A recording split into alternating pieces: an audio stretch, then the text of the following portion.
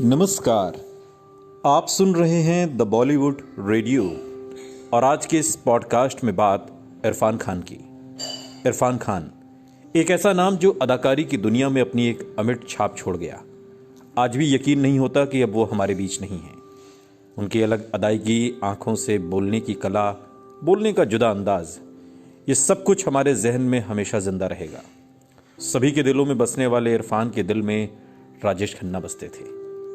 हम और आपकी तरह इरफान भी उनसे मिलने की चाहत रखते थे और इसी चाहत में वो उनके बंगले तक पहुंच गए थे।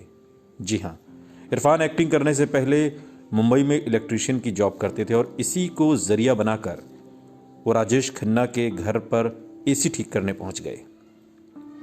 लेकिन उनकी ये ख्वाहिश उस दिन पूरी नहीं हो पाई क्योंकि संयोग ऐसा हुआ कि बॉलीवुड के पहले सुपरस्टार राजेश खन्ना उस वक्त घर पर मौजूद नहीं थे। इरफान खान का जन्म 7 जनवरी साल 1967 को राजस्थान में हुआ था। उनका परिवार गांव में टायर बनाने का बिजनेस करता था और राजस्थान के टोंक में पैदा हुए इरफान असल में साहिबजादे इरफान अली खान हैं। जयपुर के टोंक में कभी उनका परिवार राज करता था, लेकिन बाद के दिनों में हालात बदले। उनके पिता वहां के सबसे बड़े जमींदार थे। उनकी मां टोंक के हाकिम परिवार से ताल्लुक रखती थी। इरफान बचपन में क्रिकेट में बहुत अच्छे थे और सीके नायडू ट्रॉफी के लिए सिलेक्ट भी हुए थे, लेकिन वो इस टूर्नामेंट से पीछे हट गए क्योंकि उस वक्त ट्रैवलिंग करने के लिए उनके पास पैसे नहीं थे। एक्टर ने अपने अंकल से प्रेरित होकर एक्टिंग में अपनी दिलचस्पी दिखाई। वो जयपुर में थिएटर आर्टिस्ट थे और इरफान ने अपने शहर में कई स्टेज परफॉर्मेंस दी। मास्टर्स खत्म करने के बाद साल 1984 में एक्टिंग सीखने के लिए उन्होंने दिल्ली के national school of drama NSD में दाखिला लिया।